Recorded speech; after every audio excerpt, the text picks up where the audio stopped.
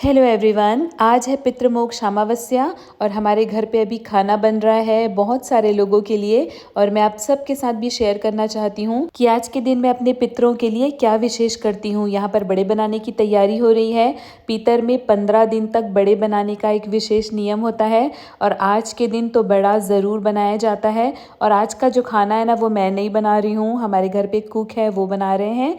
पर कुछ पूजा के लिए जो खाने की चीज़ें रहेगी वो मैं अपने हाथों से बनाऊंगी। पितृमोक्ष अमावस्या के दिन ना मैं बहुत सारे लोगों के लिए खाना बनवाती हूँ, तो ये खुद से बनाना पॉसिबल नहीं है। और हमारे घर में क्योंकि कुक हैं तो वो लोग ही ये सारा खाना बनाएंगे, लेकिन पूजा के लिए विशेष रूप से जो बड़े हैं, पूड़ियाँ हैं, वो सारी चीज़ें मैं अपने हाथों से बनाती हूँ।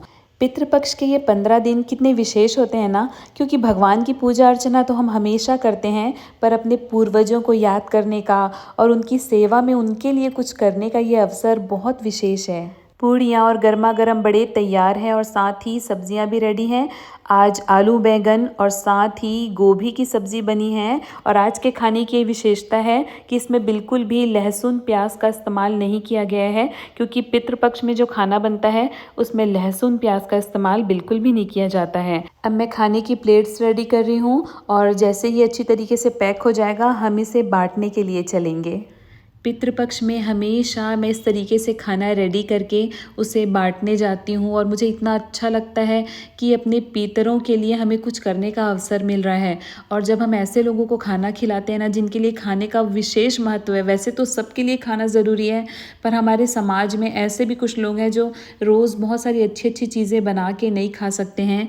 तो मैं हमेशा यही करती हूँ कि हर साल पितर में ऐसे खाना रेडी करती हूँ। और फिर उसके बाद छोटे छोटे प्यारे प्यारे बहुत सारे बच्चे हैं जो रोड साइड जिनका घर है, और ये सब खा के उनको बहुत खुशी होती है और उनको खिला के मुझे बहुत सारी खुशी होती है। मैं हमेशा उन बच्चों से मिलने जाती हूँ और हम सब मिलके ढेर सारा टाइम स्पेंड करते हैं। और जब आपकी वजह से दूसरों के चेहरे में जो खुशी आती है ना, तो उससे आपको एक अलग ही सेटिस्फेक्शन मिलता है और उससे ज़्यादा खुशी की बात और कोई दूसरी लाइफ में हो ही नहीं सकती है। खाना बिल्कुल पैक हो गया है और घर से निकलते निकलते गौ माता के दर्शन भी मुझे हो गए।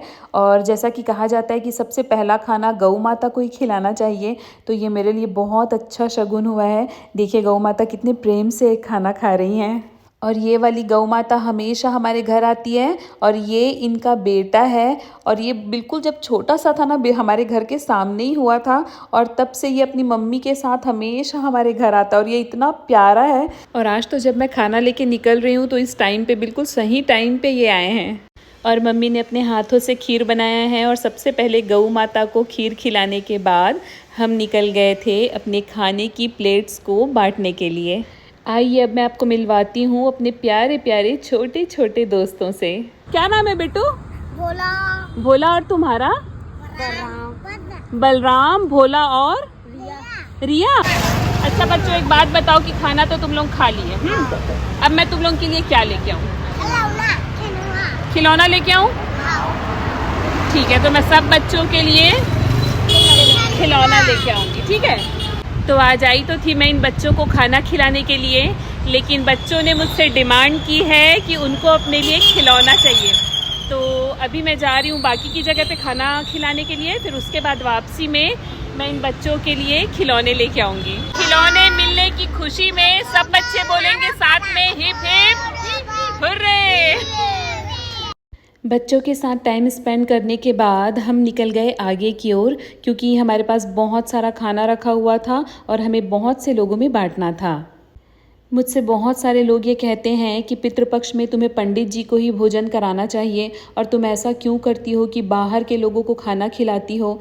पर मुझे लगता है कि ज़रूरतमंद को खिलाना ज़्यादा अच्छा है, क्योंकि पंडित जी को बहुत सारे लोग अपने घर में खाना खाने के लिए बुलाते हैं, लेकिन जो ज़रूरतमंद हैं, जिनको खाने की ज़्यादा ज़रूरत है, हमें ऐसे लोगों में बांटना चाहिए। और सबकी लाइफ में अपनी फ़िलॉसफ़ी होती है और मेरी तो यही फ़िलॉसफ़ी है। और खाने के साथ साथ मैं कपड़े भी लेके गई थी और मैंने ज़रूरतमंद लोगों को कपड़े भी बांटे।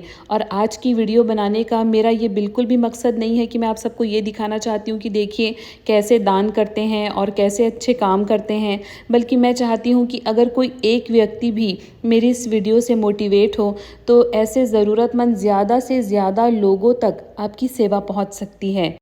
मैंने ना एक बहुत अच्छी लाइन सुनी थी जो आज मैं आप सबके साथ शेयर करना चाहती हूँ कि घर से मंदिर है बहुत दूर, चलो यूँ भी करें किसी रोते हुए बच्चे को हंसाया जाए।